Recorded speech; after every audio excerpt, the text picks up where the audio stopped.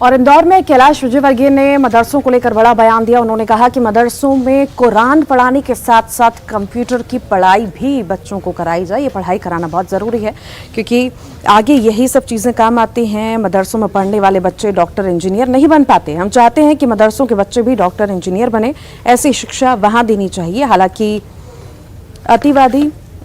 आतंकवादी ताकतों का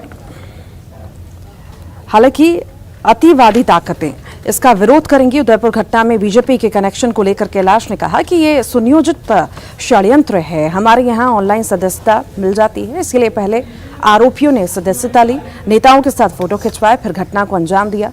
यूपी में ये होता तो अब तक बुलडोजर चल गए होते।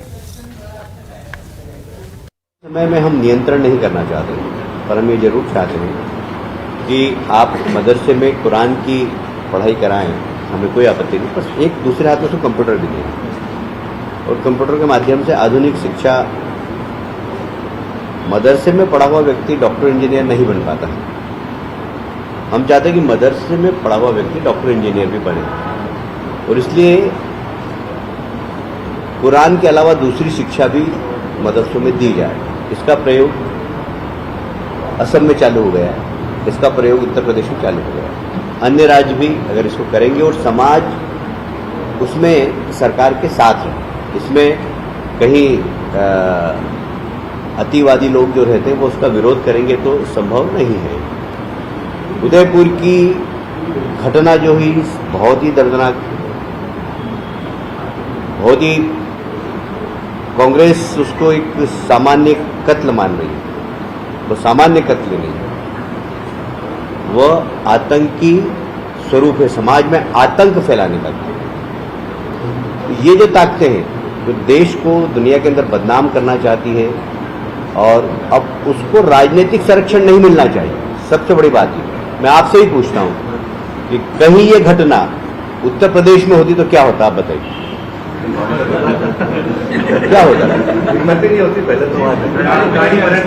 तो ये सरकार, राजनीतिक दल, उनकी नीति और नीयत का सवाल।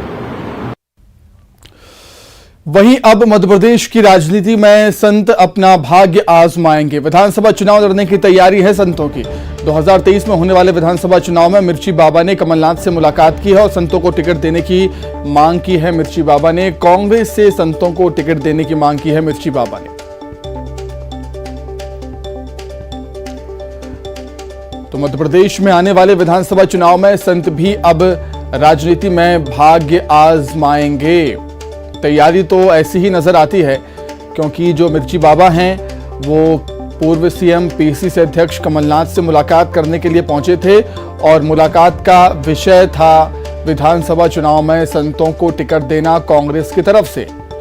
तो अब देखने वाली बात होगी कि क्या कांग्रेस किसी संत को चुनावी मैदान में उतारेगी। विधानसभा चुनाव में 2023 में जो विधानसभा चुनाव होना है उसमें क्या कांग्रेस किसी संत को चुनावी मैदान में उतारेगी, देखने वाली बात होगी।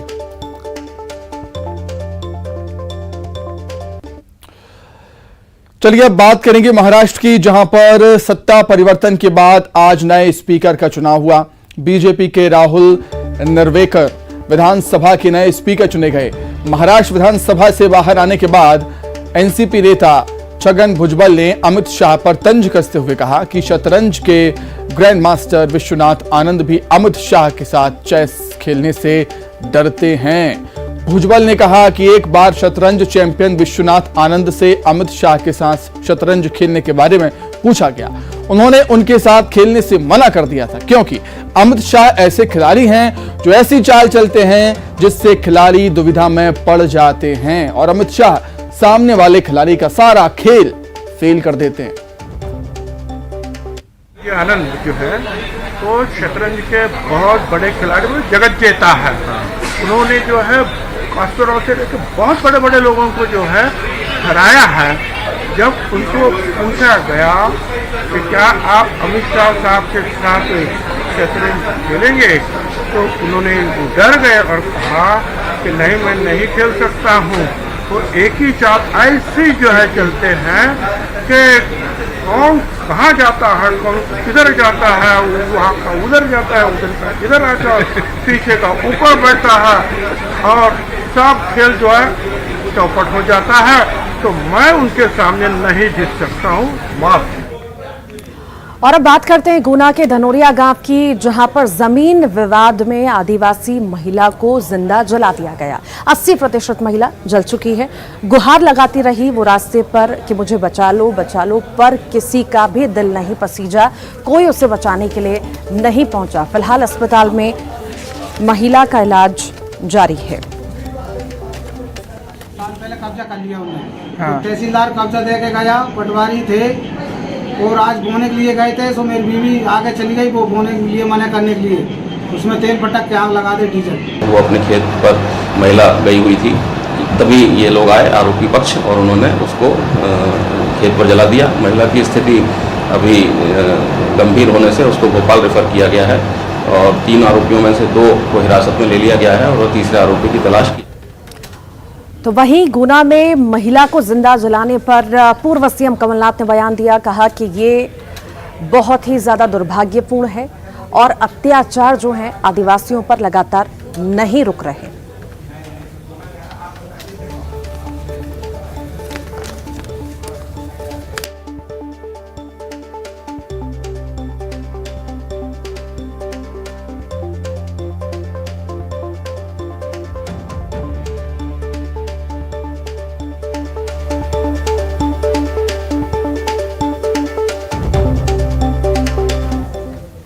तो वहीं गुना की घटना पर पूर्व सीएम ने ट्वीट किया था और इसी ट्वीट पर जो है पलटवार किया गया। ज्योतिरादित्य सिंधिया द्वारा भी ट्वीट किया गया है। देखिए आखिर ट्वीट में क्या है, आपको बता भी देती हूँ। कमलनाथ ने गुना में आदिवासी महिला को जलाए जाने की घटना को लेकर शिवराज सरकार पर सवाल उठाए थे। पलटवार करते हुए सिंधिया ने कहा है कि कांग्रेस पार्टी सिर्फ ट्वीट कर सकती है और उसी तक सीमित है, जबकि भारतीय जनता पार्टी जमीन पर है। गुना की घटना दुर्भाग्यपूर्ण है और उसकी पूरी तहकीकात की जा रही है। उनकी माने तो जो लोग इसके लिए जिम्मेदार हैं उसके खिलाफ सख्त कार्रवाई हो। ये कांग्रेस पार्टी केवल ट्वीट तक सीमित है, भारतीय जनता पार्टी जमीन पर है। जो दुर्भाग्यपूर्ण घटना हुई है उस पर पूरी तहकीकात हो रही है। पूर्ण रूप से जो लोग इसीलिए जिम्मेदार हैं उनके विरुद्ध सख्त से सख्त कार्रवाई होगी। भारतीय जनता पार्टी चाहे केंद्र में हो चाहे प्रदेश में हो, आदिवासी हितैषी सरकार है, अनुसूचित जाति हितैषी सरकार है।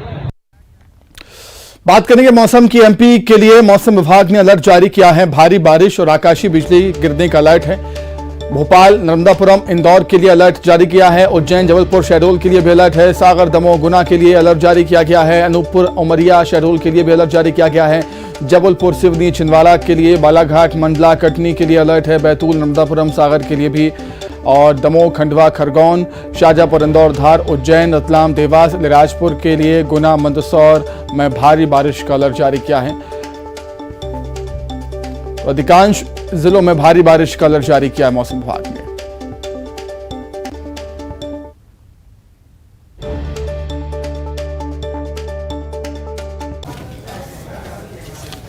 और बात करते हैं भोपाल के कोलार तिराहे की, जहां पर सड़क के नीचे पाइपलाइन बनी हुई थी और वो अचानक से फूट गई और उसके फूटने से ढेर सारा पानी लोगों की बस्तियों में, घरों में घुस गया और पानी का नुकसान अलग हुआ। हालांकि कोई देखने वाला नहीं था।